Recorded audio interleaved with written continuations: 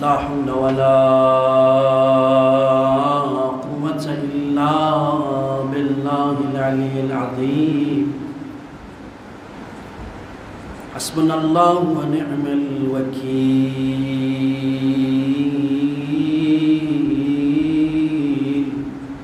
نعم المولى ونعم النصير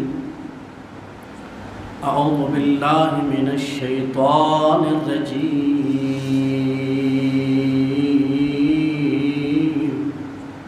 بسم الله الرحمن الرحيم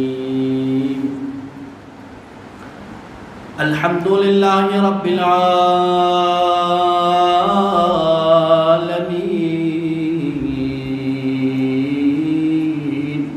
والعاقبة لأهل التقوى واليقين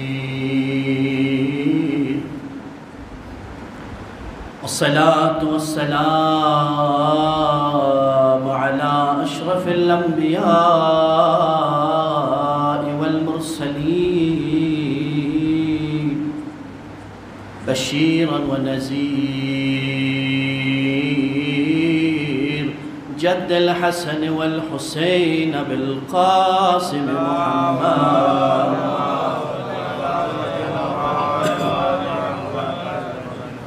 وعلى آله الطيبين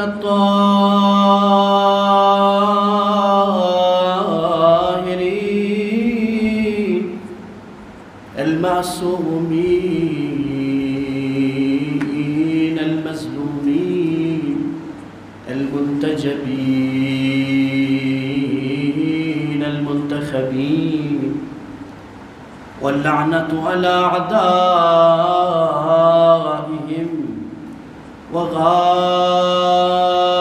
وغاصب حقوقهم ومنكر فضائلهم ومصائبهم إلى يوم القيامة أما بعد قال الله الحكيم في كتابه الكريم وقوله الحق بسم الله الرحمن الرحيم صبغة الله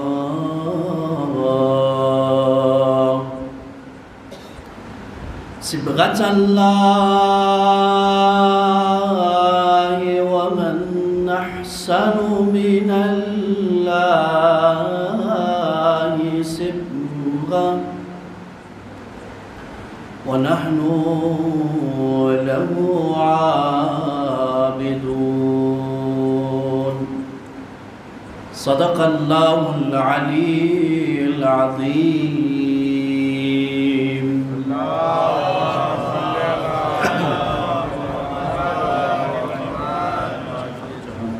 حضرت سیدہ کی خوشنودی کے لیے ایک بار پھر صلوات پڑھی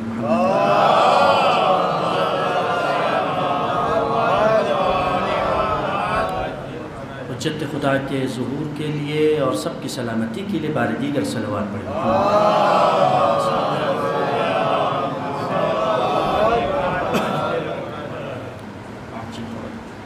دوستداران اہل بیت اطہار عزاداران سید الشہداء و منتظرین حجت خدا سلسلہ گفتگو کی آج یہ تیسری منزل ہے اور سورہ بقرہ کی آیت 138 کے ذیل میں اور عنوان رنگ الہی اور اس پہ گفتگو مسلسل آپ کی خدمت میں ہو رہی ہے اور عظیم موضوع پروردگار نے جو قرآن میں ارشاد فرمایا ہے جو ہم اور آپ کے لیے ایک دستور کی حیثیت رکھتا ہے ایک زندگی کے مقصد کی حیثیت رکھتا ہے اور زندگی کے ٹارگٹ کی حیثیت رکھتا ہے گزشتہ مجالس میں آپ کی خدمت میں عرض کیا تھا کہ رنگ کی خاصیت کیا ہے رنگ کے معنی کیا ہیں رنگ کے مفاہیم کیا ہیں اور رنگ کا مبنی کیا ہے اشیاء پر جو رنگ چڑھتے ہیں ان کے کچھ خاص ذرائع ہیں جن سے رنگ چڑھائے جاتے ہیں جانداروں میں جو رنگ چڑھائے جاتے ہیں اس رنگ کو چڑھانے کا ایک قدرتی نظام ہے، سسٹم ہے۔ انسانوں پر بھی جو رنگ چڑھتا ہے اس کا بھی ایک سسٹم ہے۔ کل کی گفتگو جہاں ختم ہوئی تھی وہاں سے آگے بڑھ رہے ہیں، اور ہماری گفتگو کا اصل محور انسان ہے، مومن ہے، کیونکہ مومن کے لیے کہا گیا کہ مومن پر رنگ الہی چڑھتا ہے، مومن پر رنگ الہی چڑھتا ہے۔ اور روایات میں موجود ہے کہ سب سے مضبوط شے کا نام مومن ہے، سب سے مضبوط شے کا نام مومن ہے۔ ایک عجیب تعبیر ہے حدیث میں، فرمایا کہ انسان کو لوہے سے کمپیئر کیا گیا۔ میٹلز میں بہت ساری چیزیں سخت ہیں، اور جو ہے نا سخت ترین چیزوں میں ایک ڈائمنڈ ہے جو سخت اشیاء میں مانا جاتا ہے، جس کو ہارڈسٹ۔ لیکن چونکہ عرب ان اصطلاحوں سے آشنا نہیں تھے، ہیرا کم استعمال ہوتا تھا ان کے یہاں، تو اصطلاح میں لوہا بہت استعمال ہوتا تھا۔ لوہا بمعنی سختی، سخت۔ تو اس حدیث میں بھی امام صادق علیہ السلام نے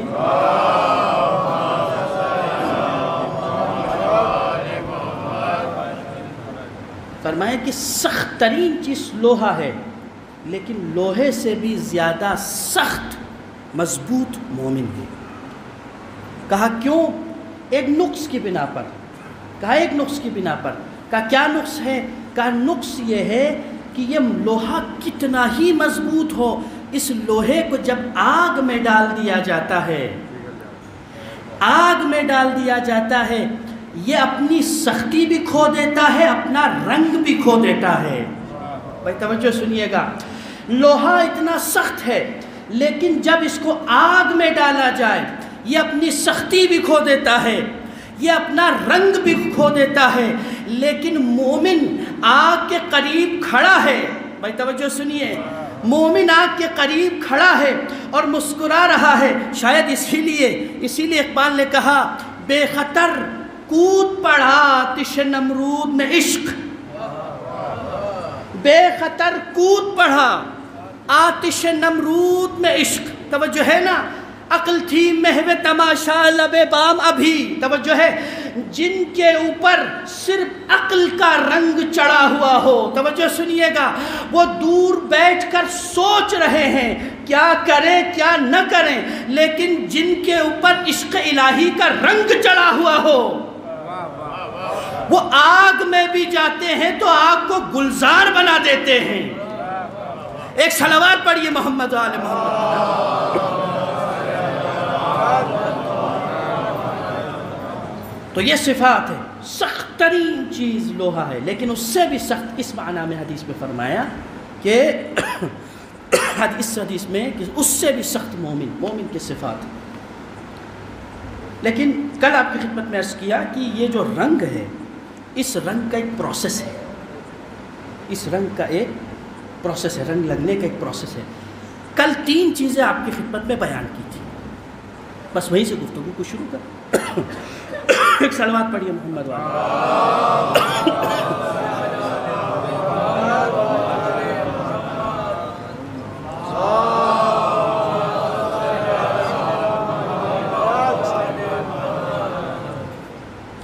کل 3 چیزیں آپ کی خدمت میں بیان ہوئی کہ پروردگار نے کائنات کے جانداروں میں رنگ کو باقی رکھنے کے لیے، رنگ کو پیدا کرنے کے لیے 3 اہم ترین چیزوں کا انتخاب کیا۔ توجہ ہے نا، ایک سورج، دوسرا ہوا، اور تیسرے پانی۔ 3 چیزیں۔ اور خوبصورت بات یہ تھی کہ جن وسیلوں کا انتخاب پروردگار نے کیا ان کا اپنا کوئی رنگ نہیں تھا۔ توجہ ہے نا، یہی تو معجزہ پروردگار ہے کہ وہ بے رنگ اشیاء سے دنیا کو رنگ عطا کرتا ہے۔ توجہ ہے نا، اب ان کو بے رنگ رکھنا ضروری کیوں تھا؟ غور سنیے، ان کو بے رنگ، ایسا نہیں کہ رنگ کی استعداد ان کے اندر ہے، ظاہراً یہ رنگ نہیں رکھتے کہ ان کو اس طرح خلق کرنے کا مقصد کیا تھا، وجہ کیا تھی؟ وجہ یہ تھی کہ عزیزان محترم، اگر روشنی کو ایک مخصوص رنگ عطا کر دیا جاتا، ہوا کو ایک مخصوص رنگ عطا کر دیا جاتا، پانی کو ایک مخصوص رنگ عطا کر دیا جاتا، روشنی جس شے پر پڑتی وہ شے اس رنگ میں نظر آتی، توجہ سنیے گا، روشنی وہ شے اس رنگ میں نظر آتی جو روشنی کا رنگ ہے، اس کا اپنا رنگ کچھ نظر نہیں آتا۔ ہوا اگر رنگ رکھتی، جہاں جہاں ہوا گزرتی وہ ہوا اس رنگ کو اس شے پر لگا دیتی، ہوا کا رنگ اس پر چڑھ جاتا، اس شے کا اپنا رنگ نکھر کے نہ آتا۔ اگر پانی پہ خدا اس مخصوص رنگ عطا کرتا، جہاں جہاں یہ پانی جاتا ہے عزیزان محترم وہ رنگ اس شے پر غالب آ جاتا، اس شے کا اپنا رنگ نکھر کے نہ آتا۔ اسی لیے پروردگار نے ایک خاص انتظام کیا، جن وسیلوں سے توجہ سنیے گا، جن وسیلوں سے کائنات کو رنگ بخشنا ہے ان کے وجود کو مادے کی شکل میں رکھے، لیکن صفات ایسی نورانی رکھے کہ ان کا اپنا کوئی ظاہری رنگ نہ ہو۔ توجہ سنیے گا، اسی لیے بہتوں کو یہ کنفیوژن ہوئی ہے کہ زمین میں جتنی بھی اشیاء ہیں سب مل کر نہ پانی کا مقابلہ کر سکتی ہیں، نہ ہوا کا مقابلہ کر سکتی ہیں، توجہ سنیے گا، نہ سورج کا مقابلہ کر سکتی ہیں، کہ اس لیے کہ ان تینوں کا مقام باقی تمام خلائق کے وجود کے لیے ضروری ہے۔ بس عزیزان محترم، اس صفت کی بنیاد پر یہ تینوں اتنی محترم ہیں۔ اب اگر انسان کو رنگ بخشنا ہو تو کیسا وسیلہ چاہیے؟ وسیلہ ایسا ہو کہ جس کے اندر رنگ کی استعداد ہو لیکن وہ ظاہراً وہ رنگ نہ رکھتا ہو۔ اب کل یہاں تک گفتگو پہنچی تھی، اب غور سے سنیے گا، یہ 3 شرطیں تو سمجھ میں آ گئی، لیکن اب غور سے یہاں سے جواب دیجیے۔ ہوا، پانی، سورج، یہ 3 شرطیں ہیں رنگ کو قائم کرنے کے لیے، لیکن آج ذرا پروسیس پہ بات کرتے ہیں کہ یہ رنگ چڑھنے کا پروسیس کیا ہے۔ اس میں 2 باتیں ہیں، آج ایک پہلو پہ گفتگو، کل انشاءاللہ دوسرے پہلو پہ گفتگو۔ اب ذرا غور کریے گا، اس پورے پروسیس کو ذرا غور کریے کہ ایک پودا ہے، پھر سے کل کی مثال دے رہا ہوں تاکہ بات واضح ہو جائے۔ ایک پودا ہے، خاص رنگ کا ہے، اور جو ہے وہ زمین میں اس بیج کو بو دیا گیا، اور جو ہے زمین میں اس بیج کو بو دیا گیا، لیکن پانی نہ دیا جائے، یہ پودا رنگ اختیار کر سکتا ہے؟ نہیں کر سکتا۔ توجہ ہے۔ دوسری شرط کیا تھی؟ ہوا کی، پانی دے دیا جائے لیکن ہوا کی آمد و رفت بند کر دی جائے، کیا اس کے وجود کو رنگ عطا ہوگا؟ بتائیے، نہیں ہوگا۔ تیسری شرط کیا ہے؟ سورج، اور اگر ہوا بھی دے دیا جائے، پانی بھی دے دیا جائے، لیکن سورج سے اس کے رابطے کو منقطع کر دیا جائے، ایک اندھیرے کمرے میں رکھ دیا جائے، بتائیے اس کو رنگ عطا ہوگا؟ رنگ عطا ہوگا؟ نہیں عطا ہوگا نا۔ کیوں عطا نہیں ہوگا؟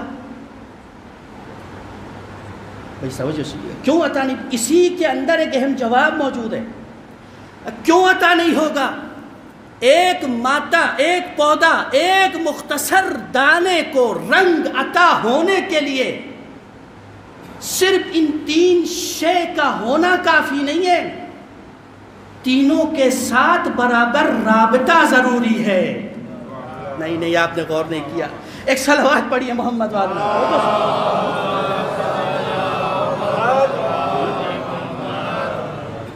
تینوں کے ساتھ رابطہ ضروری ہے، تینوں کے ساتھ رابطہ ضروری ہے۔ ایسا نہیں ہے کہ کسی ایک کے ساتھ رابطہ ہو دوسرے کے ساتھ نہ ہو. توجہ سنیے گا, کسی ایک کے ساتھ ہو دوسرے کے ساتھ نہ ہو تب بھی رنگ نہیں چڑھتا, دو کے ساتھ ہو تیسرے کے ساتھ نہ ہو تب بھی رنگ نہیں چڑھتا, تینوں کے ساتھ رابطہ بیک وقت ویسا ہی ہونا چاہیے, تبھی اس شے میں رنگ چڑھتا ہے. دانے میں رنگ بھرنے کے لیے 3 اشیاء کے ساتھ رابطہ ضروری ہے. انسان میں رنگ بھرنے کے لیے بھی 3 چیزوں کے ساتھ رابطہ ہونا ضروری ہے. دانے میں رنگ کے لیے سورج کے ساتھ, ہوا کے ساتھ, پانی کے ساتھ کا رابطہ ضروری ہے. بندے میں رنگ پیدا ہونے کے لیے اللہ کے ساتھ, رسول کے ساتھ, قرآن کے ساتھ رابطہ ضروری ہے. صلوات پڑھیے محمد و آل محمد.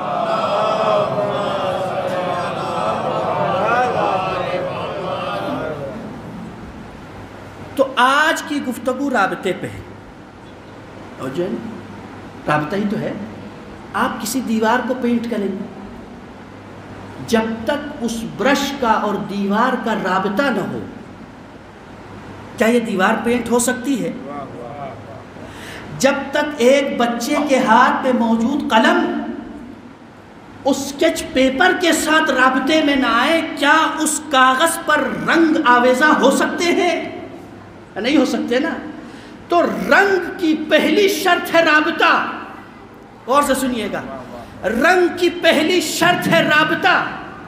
رنگ کی ادھر بچو, شاباش آگے, ایک صلوات پڑھیے محمد والی.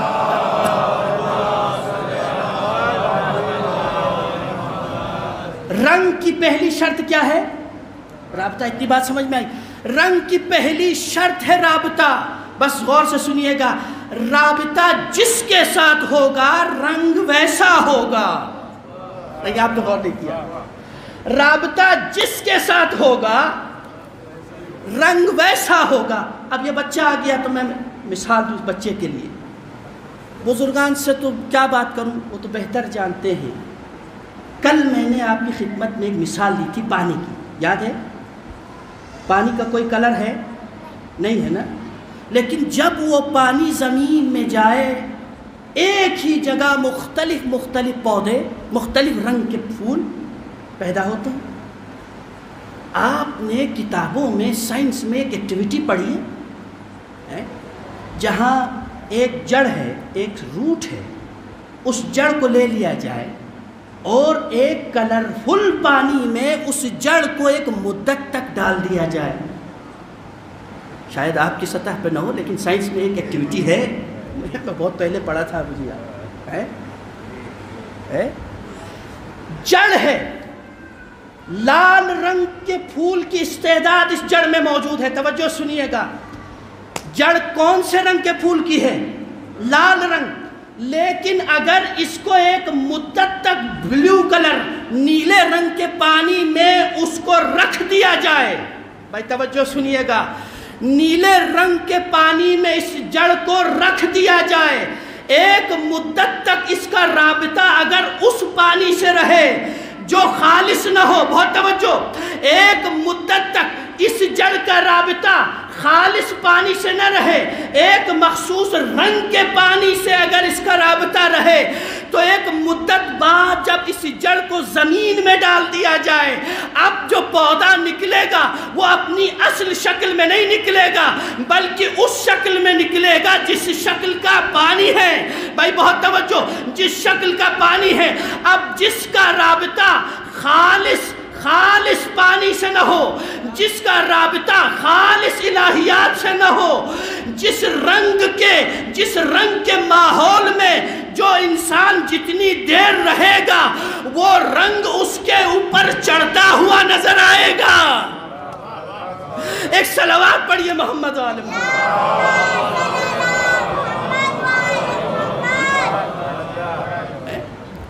وہ رنگ اس کے اوپر چڑھتا ہوا نظر آئے گا. توجہ, اسی لیے رابطہ ضروری ہے نا. کتنے رابطے؟ 3 رابطے. ایسا تو نہیں ہے کہ آج رابطہ 1 سال تک رابطہ نہ ہو, 2 سال تک رابطہ نہ ہو. پانی کے ساتھ رابطہ ہو, ہوا کے ساتھ نہ ہو. ہوا کے ساتھ ہو لیکن سورج کے ساتھ نہ ہو۔ عزیزان محترم، ایک جملہ کہہ کے یہاں سے آگے بڑھ رہا ہوں۔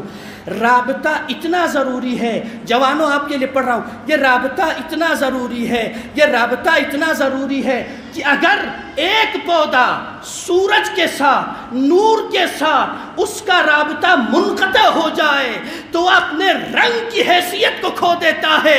اسی لیے پروردگار نے اس بندے پر 5 مرتبہ اپنے ساتھ رابطے کو واجب کر دیا۔ بہت توجہ، 5 مرتبہ رابطے کو واجب کر دیا۔ کہ اللہ نے نماز کیوں واجب کی؟ اللہ نے نماز واجب کیوں کی؟ یہ نماز اللہ کی ضرورت نہیں ہے، تمہاری ضرورت ہے۔ صلوات پڑھیے محمد و آل محمد۔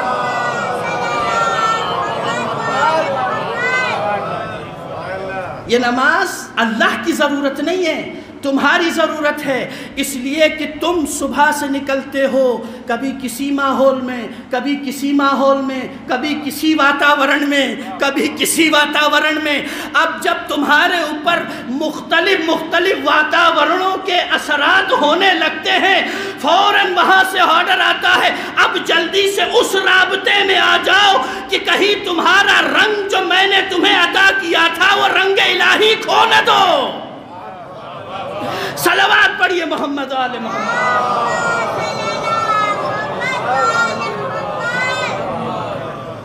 تو ساری بحث رابطے کی ہے، ساری بحث رابطے کی ہے۔ اولین شرط، رابطہ جس سے ہوگا رنگ ویسا ہوگا۔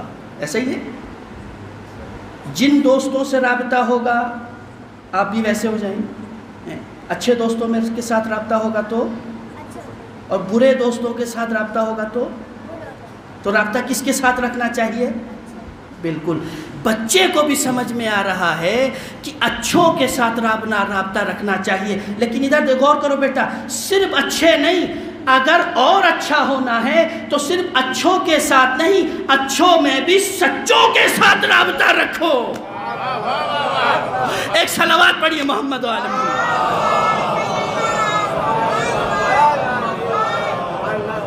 پہلی شرط ہے رابطہ، کانٹیکٹ۔ رابطوں کی بنیاد پر فیصلے ہوں گے۔ ہاں، قیامت میں حضور رابطوں کی بنیاد پر فیصلے ہوں گے۔ ابھی خدا نخواستہ اگر کہیں بھی کوئی اس طرح کا مشکوک فرد پکڑا جاتا ہے، انفلٹریشن کرتا ہوا کہیں پر ایسا مشکوک فرد پکڑا جاتا ہے، تو اسے پکڑنے کے بعد پولیس کیا پوچھتی ہے؟ بتاؤ تمہارے تعلقات، بھائی توجہ نہیں کیا آپ نے، بتاؤ تمہارے تعلقات کس کس سے ہیں؟ اس لیے کہ پولیس کو یہ پتا ہے یہ کام جو کر رہا ہے یہ ان کی وجہ سے کر رہا ہے جن سے اس کے تعلقات موجود ہیں۔ توجہ سنیے گا، تعلقات موجود ہیں، اس کا مطلب یہ ہے تعلقات اگر شرفاء کے ساتھ ہے، تعلقات محترم لوگوں کے ساتھ ہے تو انسان محترم ہوتا ہے، تعلقات اگر مشکوک کے ساتھ ہے تو انسان مشکوک ہوتا ہے۔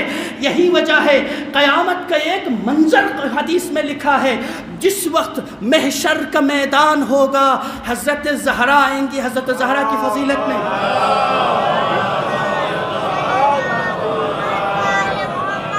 کتنا فائدہ دینے والی ہے یہ تعلقات، کتنے فائدہ دینے والی نہ یہاں نہیں، تعلقات ایسے بناؤ، ایسے نہ بناؤ کہ جو صرف اور صرف تمہیں یہاں فائدہ دے، اس لیے کہ یہاں فائدہ دینے والے تعلقات بہت چھوٹے ہوتے ہیں۔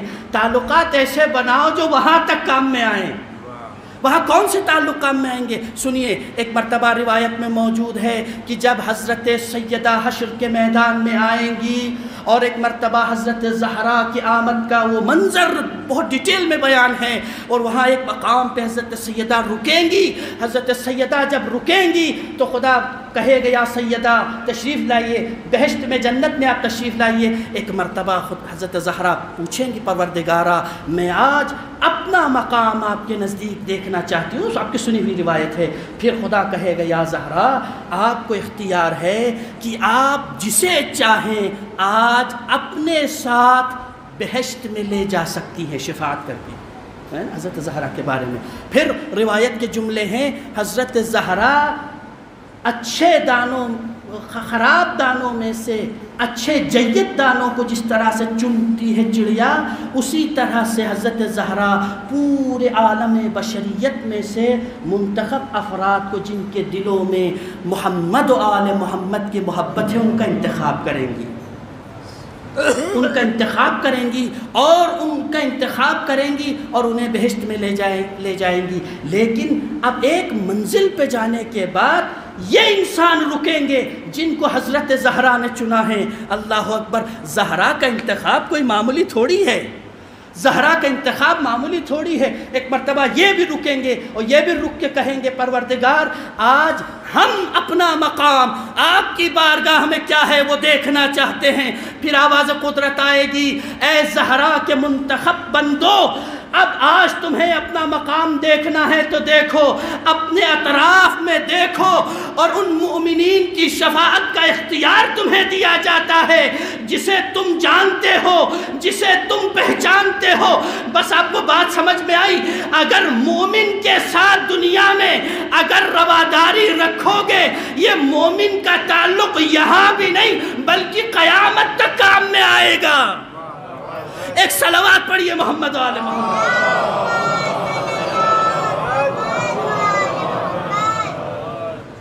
یہ رابطے ہیں، تو رابطہ جیسا ہوگا ویسا اثر ہوگا، رابطہ جیسا ہوگا ویسا اثر ہوگا۔ توجہ ہے نا؟ اب دیکھیے رابطوں پہ کتنا انحصار ہوتا ہے۔ رشتہ داروں کے یہاں جاتے ہیں، دوستوں کے یہاں جاتے ہیں، بعض اوقات مجبوری میں جانا پڑتا ہے۔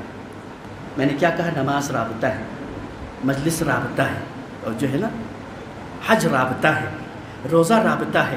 کبھی کبھی زبردستی کے رابطے نبھانے پڑتے ہیں، کبھی کبھی زبردستی کے رابطے نبھانے پڑتے ہیں۔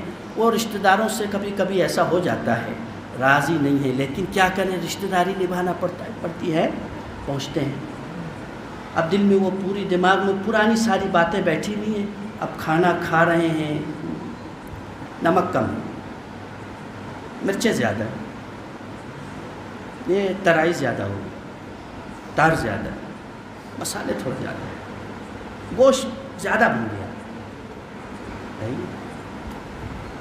توجہ سنیے گا، رابطوں کا بہت اہم سلسلہ ہے عزیزان محترم۔ جہاں رابطے مضبوط نہ ہو نا، تو غور سے سنیے گا، جہاں رابطے مضبوط نہ ہو وہاں ہر شے میں نقص نظر آتا ہے۔ وہاں انسان رابطے نبھا رہا ہوتا ہے مجبوری کی بنیاد پر، دکھاوے کی بنیاد پر، رواداری کی بنیاد پر، صرف معاشرتی مجبوری کی بنیاد پر، لیکن وہ نقص نکال رہا ہوتا ہے۔ لیکن جہاں رابطے دل سے جڑے ہوتے ہیں وہاں اگر چائے بھی اگر چینی زیادہ ہو، اگر کھانے میں مرچ زیادہ ہو، وہ مسکرا کے کہتا ہے کوئی بات نہیں، ارے کوئی بات نہیں، ہو جاتا ہے، ارے کوئی بات نہیں، ہو جاتا ہے۔ بس عزیزان محترم، جہاں رابطہ کمزور ہوتا ہے وہاں شکایت ہوتی ہے، جہاں رابطے مضبوط ہوتے ہیں وہاں جو کی روٹی کھا کے بھی اس کا ہمیشہ شکر ادا کیا جاتا ہے۔ ایک صلوات پڑھیے محمد و آل محمد۔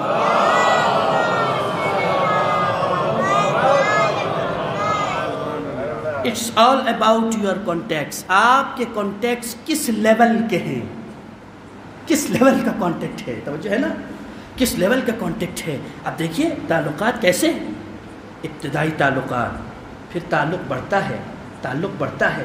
تعلقات بڑھانے کے لیے کیا کیا نہیں کرتے آپ، کیا کیا نہیں کرتے، کتنی محنت کرتے ہیں، کتنی کوشش کریں کہ فلاں صاحب سے ہمارے تعلقات اچھے ہو جائیں، بڑھ جائیں، تعلقات اچھے ہو جائیں۔ میرے عزیزوں بزرگوں غور سے سننا، تعلقات اچھے ہو جائیں، بڑھ جائیں، اسی لیے کہ تعلق میں فائدہ بہت ہے، تعلقات میں فائدہ بہت ہے، توجہ ہے نا، تعلقات میں فائدے بہت ہیں۔ لیکن یہ بات اور ہے کہ جو صرف دنیا کے فائدے کے لیے تعلقات قائم کرے وہ بہت چھوٹی شخصیت ہوتی ہے۔ نہیں، آپ نے غور نہیں کیا۔ کبھی کبھی ہم سماج میں یہ کہتے ہیں کہ ارے اس کے ساتھ تعلقات قائم کرو، اس لیے کہ کہیں کام پڑ سکتا ہے، کام میں آ جائیں گے، ان سے یہ کام نکلوانا ہے۔ توجہ ہے نا، یہ محبت کی بنیاد پر بنایا گیا تعلق نہیں ہے، مفاد کی بنیاد پہ بنایا گیا تعلق ہے۔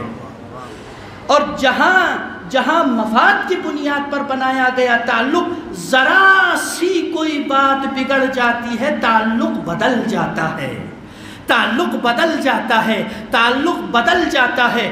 بس عزیزان محترم، یہی فرق ہے عام انسانوں میں اور رنگ الہی میں لبریز انسانوں میں، رنگ الہی میں لبریز انسانوں میں، جن کے تعلق صرف مفاد کی بنیاد پر ہوتے ہیں، جب تک مطلب پورا ہو رہا ہوتا ہے ان کی زبان پر شکر ہوتا ہے، ان کی زبان پر اللہ ہوتا ہے، لیکن جیسے ہی اس پر کوئی امتحان ڈال دیا جائے فوراً زبان پر شکایت آ جاتی ہے، فوراً زبان پہ شکایت آتی ہے۔ اللہ اکبر، تعلقات قائم کرتے ہیں، محنت کرنا چاہیے تعلقات، بہتر مومن سے تعلقات کے لیے، مفاد کے لیے نہیں، ایمان کے لیے، توجہ سنیے گا، مفاد کے لیے نہیں، ایمان کے لیے تعلقات قائم کرتے ہیں۔ عزیزان محترم، تعلق جب کسی سے بہت گہرا ہو جاتا ہے نا، تعلق جب کسی سے بہت گہرا ہو جاتا ہے تو اس کا خاص بندہ ہو جاتا ہے، توجہ، اس کا خاص بندہ ہو جاتا ہے، خاص بندہ ہو جاتا ہے۔ اللہ سے جب کسی کا خاص تعلق ہو جاتا ہے اس کا خاص بندہ بنتا ہے، اس کا خاص بندہ بنتا ہے۔ جب اس کا خاص بندہ بنتا ہے تو اسے ایک خاص مقام عطا ہوتا ہے، اسے ایک خاص مقام عطا ہوتا ہے، اسے خاص مقام عطا ہوتا ہے۔ اب یہاں رک کر آگے کی منزل میں جانے سے پہلے آپ کی خدمت میں ایک سوال پیش کر رہا ہوں۔ اس روئے زمین میں سارے انسان ہیں، میں دو عہدوں کی بات کر رہا ہوں، یہ بتائیے ان میں سے سب سے پہلے کون سا ہے؟ ایک ہے رسول کا عہدہ، کتنا بڑا ہے نا؟ ایک ہے عبدیت کا عہدہ۔ ان دونوں میں سے پہلے کون ہے؟ آپ کسے پہلے رکھیں گے؟ جی، عبدیت رکھیں گے۔ آپ کسے رکھیں گے؟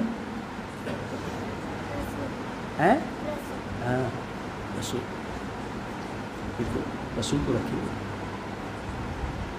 میرے عزیزوں سنیے، آپ نماز پڑھتے ہیں، نماز پڑھتے ہیں، اب سنیے گا یہاں سے غور سے، کون سا مقام اہم ہے نماز میں؟ جب آپ الحمد پڑھتے ہیں، قل هو اللہ پڑھتے ہیں، پھر جب بیٹھتے ہیں تشہد پڑھتے ہیں، اشہد ان لا الہ و اشہد ان محمدن عبدہ،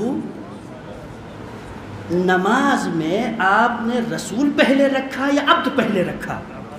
بھائی توجہ سنیے گا، عبدہ و رسولہ، پہلے عبد رکھا پھر رسول رکھا۔ رسالت بہت عظیم منزل ہے، رسالت بہت عظیم عہدہ ہے، رسالت بہت عظیم منزل ہے، لیکن کوئی بھی بشر رسول تب تک نہیں بن سکتا جب تک اس پر عبدیت کا رنگ نہ آ جائے۔ توجہ، ایک صلوات پڑھیے محمد و آل محمد پر، کتنی ہے؟ عبدیت یعنی اللہ کے ساتھ رابطہ، اللہ کے ساتھ، وَمَا خَلَقْتُ الْجِنَّ وَالْإِنسَ إِلَّا لِيَعْبُدُونَ، میں نے جن و انس کو خلق نہیں کیا مگر یہ کہ میری عبادت کا مطلب اٹھک بیٹھک نہیں ہے۔ عبادت کا مطلب سنیے، نماز، روزہ، یہ سب کیا ہے؟ عبادت ہیں۔ عبادت یعنی خدا سے رابطہ، عبادت یعنی خدا سے تعلق، عبادت یعنی اللہ سے کانٹیکٹ۔ اور جیسا رابطہ ہوتا ہے، بہت سنیے گا، جیسا رابطہ ہوتا ہے ویسا اثر ہوتا ہے۔ اسی لیے پروردگار نے، غور سے سنیے گا، اپنے بندے کو کبھی بھی جب پکارا غلام نہیں کہا، عبد کہا۔ اپنے بندے کو جب بھی پکارا غلام نہیں کہا بلکہ عبد کہا۔ سنیے گا، غلام نہیں کہا، عبد کہا۔ غلام اور عبد میں کیا فرق ہے؟ غلام اور عبد میں فرق سنیے۔ غلام کہتے ہیں اس کو جو کسی کے ماتحت ہو، عبد بھی کہتے ہیں اس کو جو کسی کے ماتحت ہو۔ غلام کی بھی اپنی آزادی نہیں ہوتی، عبد کی بھی اپنی آزادی نہیں ہوتی۔ غلام کی آزادی بھی کسی دوسرے کے ہاتھ میں، عبد کی آزادی بھی کسی دوسرے کے ہاتھ میں، توجہ ہے نا۔ لیکن ایک بنیادی فرق ہے، غلام لفظ میں ایک استحصال اور ایکسپلائٹیشن کا پہلو ہے۔ اسی لیے خدا نے اپنے بندوں کے لیے غلام لفظ نہیں کہا، عبد کہا۔ کیوں؟ اس لیے کہ غلام کے اختیارات زبردستی رکھے جاتے ہیں۔ بھائی توجہ، غلام کے اختیارات زبردستی رکھے جاتے ہیں، عبد کے اختیارات زبردستی نہیں رکھے جاتے۔ لا اکراہ فی الدین، تمہاری عقل اور شعور کے بعد، تحقیق کے بعد تم اگر اپنے اختیارات کو خدا کی بارگاہ میں سپرد کر دو، ایسے بندے کو عبد کہا جاتا ہے۔ ایک صلوات پڑھیے محمد عالم۔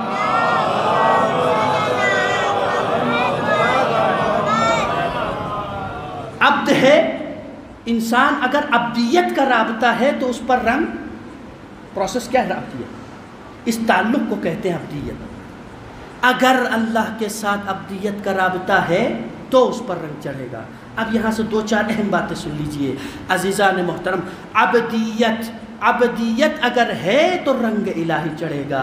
میں نے کہا اختیار اگر آپ نے دے دیا کسی کو، اب میں آپ سے پوچھتا ہوں، اب آپ اپنے آپ کو جواب دیجئے، آپ کا اختیار کس کے پاس ہے؟ کس کے پاس ہے؟ اب آپ روا روی میں کہیں گے اللہ کے پاس ہے، تو جو ہے نا اللہ کے پاس ہے۔ میں نے کہا جس کا اختیار جس کے پاس، تو توجہ، جس کا اختیار جس کے پاس ہوگا اس پر اس کے اثرات ہوں گے۔ توجہ سنیے گا، جس کا اختیار جس کے پاس ہوگا اس پر اس کے اثرات ہوں گے۔ آپ کہیں گے ہمارا اختیار اللہ کے پاس، اگر اللہ کے پاس ہمارا اختیار آپ نے دے رکھا ہے تو اثرات بھی اللہ والے ہوں گے، اللہ والے ہوں گے۔ میرے عزیزوں غور سے سننا، اب ایک مثال دے رہا ہوں تاکہ بات سمجھ میں آئے۔ بعض کسی نے ایک دن مجھے پوچھا کہ اچھا ہم اپنے اختیار کسی کو کیوں دیں؟ اللہ کو کیوں دیں اپنا اختیار؟ ہم کسی کو اختیار نہیں دے سکتے، ہم آزاد ہیں، انڈیپینڈنٹ ہیں، فری ہیں، تو جو ہے نا فری ہیں۔ اللہ اکبر۔ اقبال نے جگہ فرمایا، یہ ایک سجدہ جسے تو گرا سمجھتا ہے، یہ ایک سجدہ جسے تو گرا سمجھتا ہے، ہزار سجدوں سے دیتا ہے آدمی کو نجات۔ عزیزان محترم، وہ انسان جو خود یہ کہہ رہا ہے کہ خدا کے ہاتھ میں اختیار نہیں ہے، دنیا کی تمام طاقتوں کے ہاتھ میں اپنا اختیار دیا ہے۔ کسی نے اپنا اختیار تعصب کے ہاتھ میں دے رکھا ہے، کسی نے اپنا اختیار علاقائیت کے ہاتھ میں دے رکھا ہے، کسی نے اپنا اختیار کسی تنظیم کے ہاتھ میں دے رکھا ہے، کسی نے اپنا اختیار کسی پارٹی کے ہاتھ میں دے رکھا ہے، کسی نے اپنا اختیار کسی حکومت کے ہاتھ میں دے رکھا ہے، کسی نے اپنا اختیار کسی خاص نظریے کے ہاتھ میں دے رکھا ہے، اور اس کا رزلٹ یہ ہے، اس کا نتیجہ یہ ہے، جو انسان جیسا بولتا ہے، وہ اپنے اختیارات کی بنیاد پر بولتا ہے، وہ اپنے اختیارات کے رابطے کی بنیاد پر بولتا ہے۔ اگر آپ کو کوئی انسان ملے جو بھری مجلس میں تعصب کر رہا ہو، سمجھ لیجئے گا اس کا اختیار خدا کے ہاتھ میں نہیں ہے، تعصب کے ہاتھ میں ہے۔ اگر کوئی آپ کو ایسا شخص ملے جو مومنین کے درمیان تفرقہ پھیلا رہا ہے تو سمجھ لیجئے گا اس کا اختیار اللہ کے ہاتھ میں نہیں، ابلیس کے ہاتھ میں ہے۔ اگر کوئی انسان آپ کو ایسا ملے جو دنیا کو اللہ کے راستے پر لانے کے بجائے مومنین کے درمیان بیٹھ کر دشمن خدا کے راستے پر لے جا رہا ہے، سمجھ لیجئے گا کہ اس کا اختیار اللہ کے ہاتھ میں نہیں ہے، دشمن خدا کے ہاتھ میں ہے۔ ایک صلوات پڑھیے محمد وآل محمد۔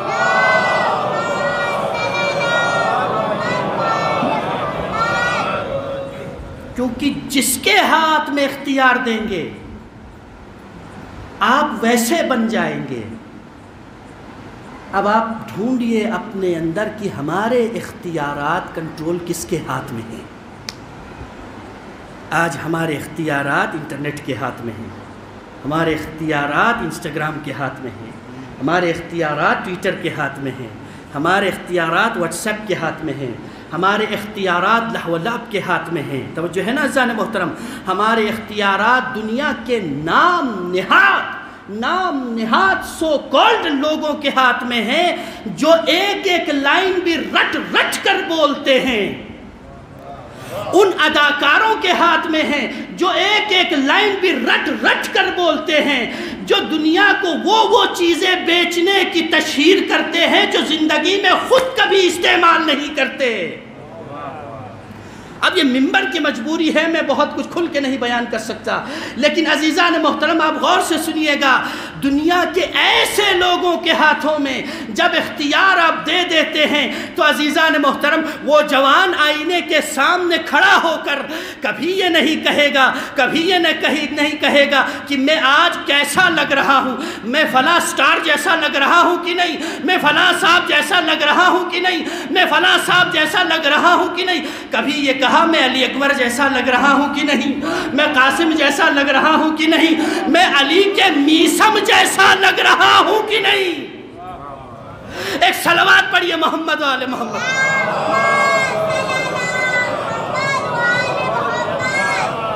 کیوں؟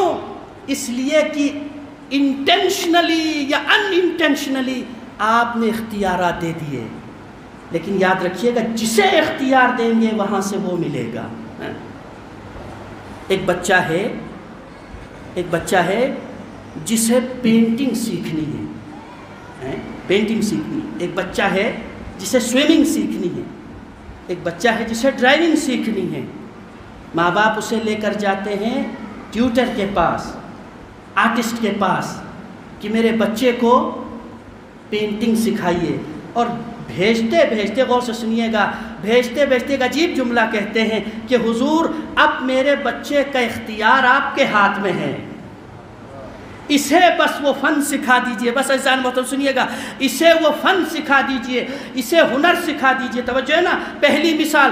دوسری مثال، آپ نے بچے کو اسکول میں داخل کر دیا، اسکول میں داخل کیا تو کیا کہا کہ اب میرے بچے کے اختیارات اتنے بجے سے اتنے بجے تک آپ کے سپرد ہیں، بچے کا اختیار کسی اور کے ہاتھ میں دے دیا۔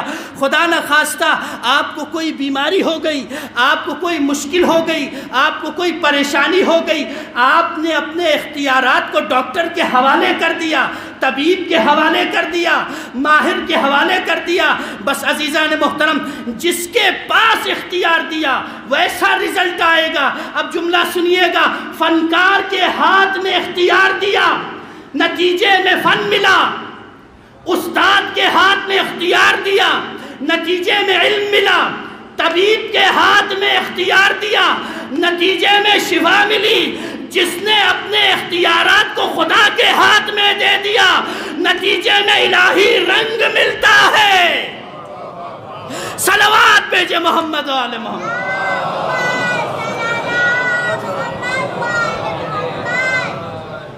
اللہ اکبر۔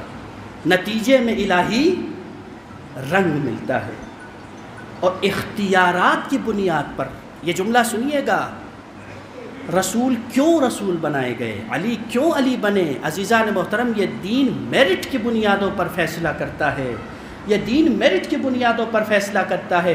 جو جتنا بڑا عبد ہوگا اس کو اتنا بڑا عہدہ ملے گا، توجہ سنیے گا، جو جتنا بڑا عبد ہوگا اس کو اتنا بڑا عہدہ ملے گا۔ ایک عبد آیا اسے آدم بنایا، پھر اس سے بڑا عبد آیا اسے نوح بنایا، پھر اس سے بڑا عبد آیا اسے موسیٰ بنایا، پھر اس سے بڑا عبد آیا اسے عیسیٰ بنایا، پھر ایک ایسا عبد آیا جس جیسا کوئی نہیں، اسے محمد مصطفیٰ بنایا۔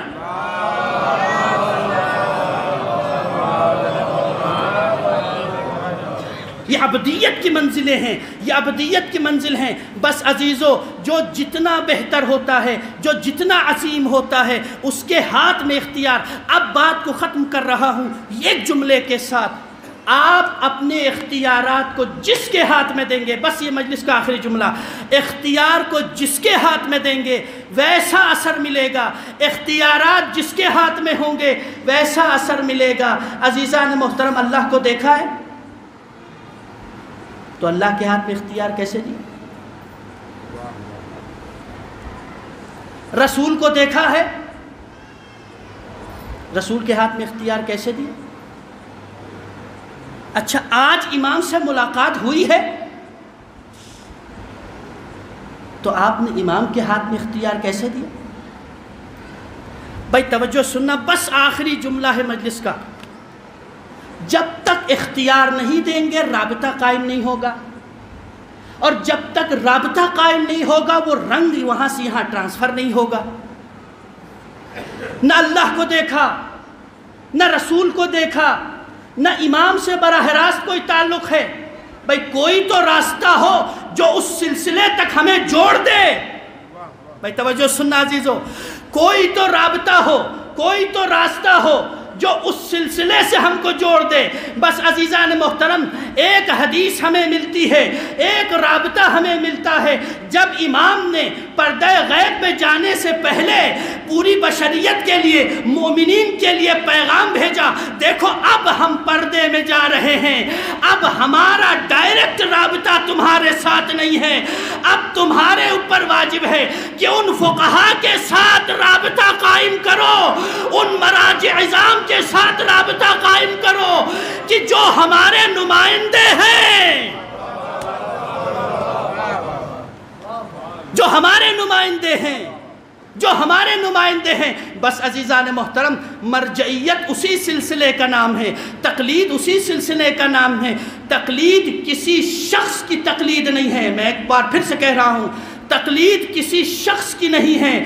آج جو آپ تقلید کر رہے ہیں، آج جو آپ خامنئی اور سستانی صاحب کی تقلید کر رہے ہیں، در حقیقت امام کے حکم کی تعمیل کر رہے ہیں، اور اپنے آپ کو اس سسٹم سے جوڑ رہے ہیں، اپنے آپ کو اس سسٹم سے جوڑ رہے ہیں جو سسٹم رنگ الہی پیدا کرتا ہے۔ اللہ اکبر، بس ختم کیا آپ نے۔ یہ نظام آپ کو اس سسٹم کے ساتھ جوڑتا ہے جہاں انسان کے اوپر رنگ چڑھتا ہے۔ اب یہاں بات آ گئی مجبوراً ایک مسئلہ، کیوں حضور آج کل کیوں مسئلہ پیدا ہوتا ہے، تاکہ بات تھوڑی سی آپ تک پہنچ جائے۔ ایک بنیادی پرابلم سمجھتے ہیں کہ آج کیا ہے ہماری سوسائٹی میں؟ یہاں زیادہ تر پڑھے لکھے لوگ، ایک انسان 11th میں ہے، 12th میں ہے، اسے آپ جاہل کہیں گے؟ کہہ سکتے ہیں جاہل؟ نہیں کہہ سکتے۔ اور ایک گریجویٹ ہے، اسے جاہل کہہ سکتے؟ نہیں کہہ سکتے۔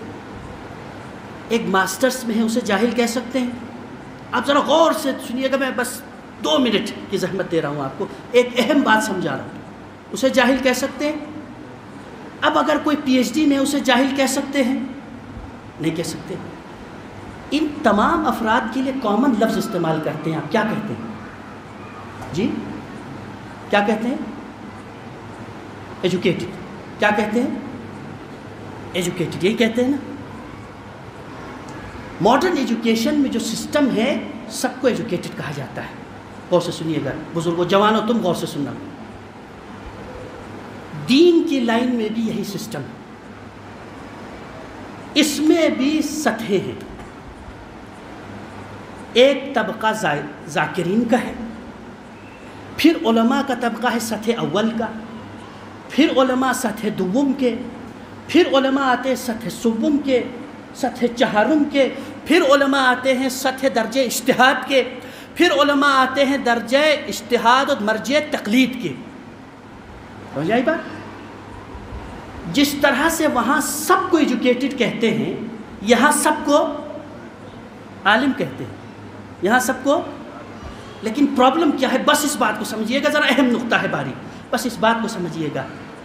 اگر 12ویں کلاس کا بچہ پی ایچ ڈی والے کسی کی تھیسس پر کرٹیسزم کرنے لگے، نہیں، اگر کوئی بی ایس سی کرنے والا انسان آپریشن تھیٹر میں گھس کر آپریشن کرنے لگے، آپ کیا کہیں گے اسے؟ جی اب تک ایجوکیٹڈ کہہ رہے تھے، اب کیا کہیں گے؟ یعنی جسے اپنے اختیارات کے دائرے کے حدود کا علم نہ ہو، سب کچھ معلوم ہونے کے باوجود اسے عالم نہیں جاہل کہیں گے. بہت احترام سے کہہ رہا ہوں، ذاکرین کی عزت ہماری سراخوں پر، علماء کا احترام سراخوں پر، لیکن یاد رکھیے ذاکرین کو فضائل بیان کرنے چاہیے، ذاکرین کو فضائل بیان کرنے چاہیے، لیکن ذاکرین فقہ کے بلند معاملات میں جب دخل دینے لگتے ہیں وہیں سے مشکلات پیدا ہونے لگتی ہیں.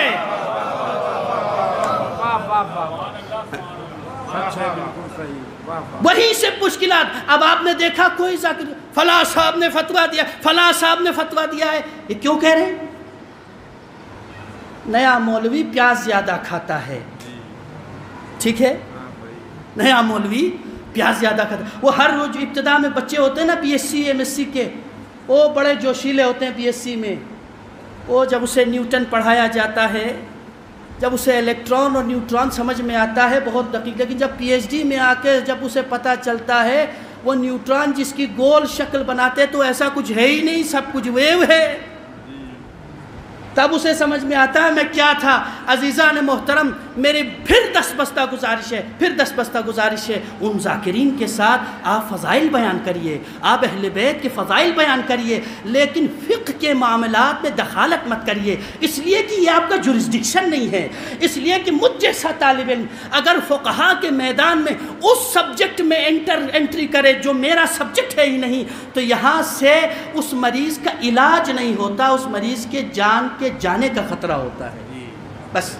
بس عزیزو، ختم کیا آپ کی زحمت. بس جس کے ہاتھ میں آپ کے اختیارات ہیں ویسے آپ کے اثرات مرتب ہوں گے.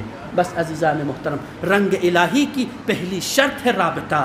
اللہ کے ساتھ رابطے کو مضبوط کریں، خدا کے ساتھ رابطے کو مضبوط کریں. بس عزیزو، یہ عظیم رابطے قائم کرنے والے کچھ افراد ہیں. کربلا میں حسین کی بارگاہ میں آ کر دیکھیے کہ کیسے کیسے کردار ہیں جن کا تعلق خدا سے کیسا مضبوط ہے. یہ ایام حضرت سکینہ کی شہادت کے ایام ہیں. خدا سے کتنا مضبوط رابطہ حسین کا.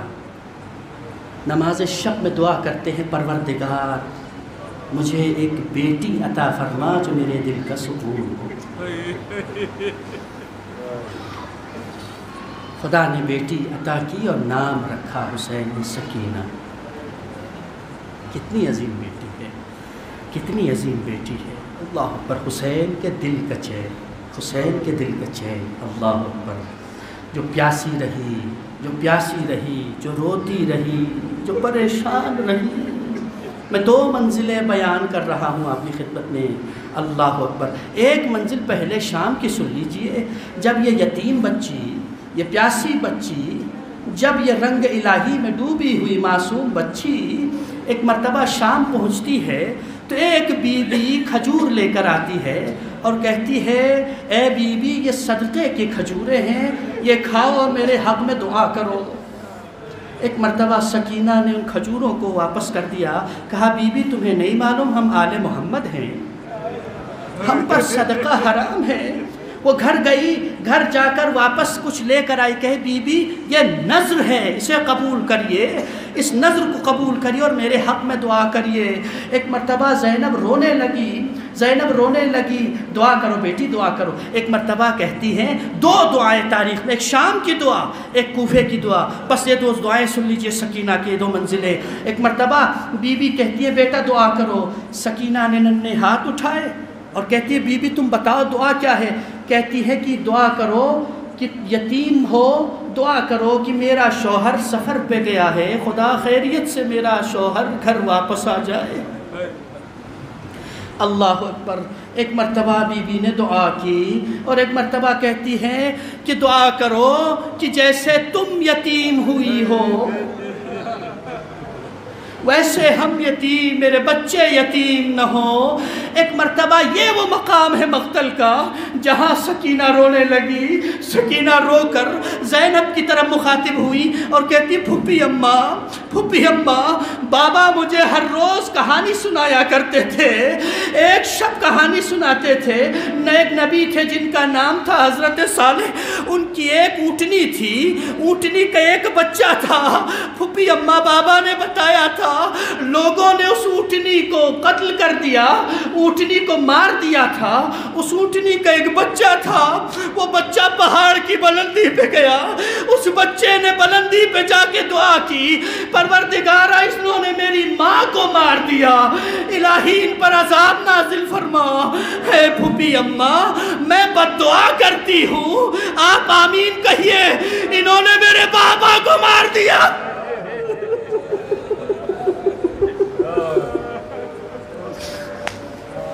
انہوں نے میرے بابا کو مار دیا، اجرکم علی اللہ۔ ایک مرتبہ زینب نے رو کے کہا نہیں بیٹا سکینہ بد دعا مت کرنا، ایک مرتبہ اپنے بابا کے چہرے کو دیکھ لینا، بابا کے چہرے کو دیکھ لینا، حسین نے وعدہ کیا تھا بد دعا نہ کرنا۔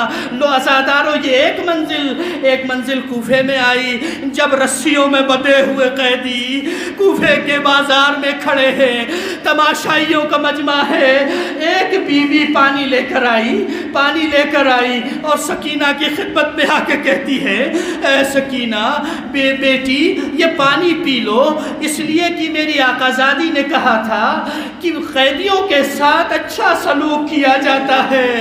اجرکم علی اللہ، خدا کوئی غم نہ دے۔ ایک مرتبہ اس مقام پہ حضرت سکینہ کو جب پانی پیش کیا گیا، یقیناً پانی کو دیکھ کے سکینہ نے اصغر کو یاد کیا ہوگا، پانی جب لائے ہوں گے تو عباس کو ضرور یاد کیا ہوگا۔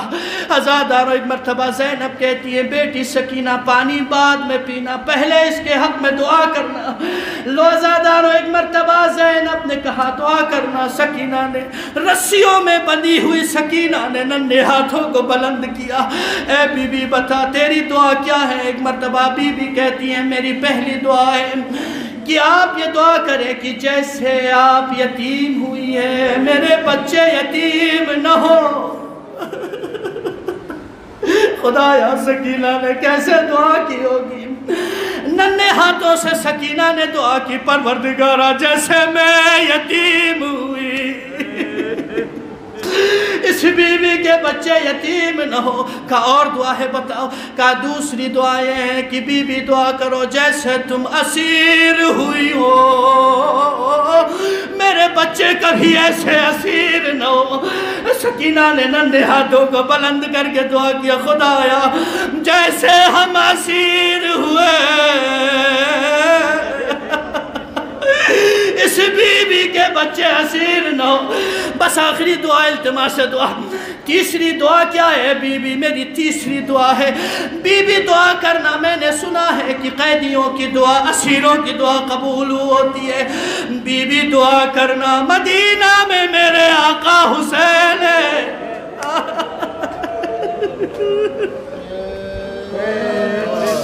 اور بی بی دعا کرنا مدینہ میں میری شہزادی زینب ہے، مدینہ میں میرے آقا عباس علمدار ہے، مدینہ میں شبیہ پیمبر علی اکبر ہے، مدینہ میرے آقا زادہ قاسم ہے۔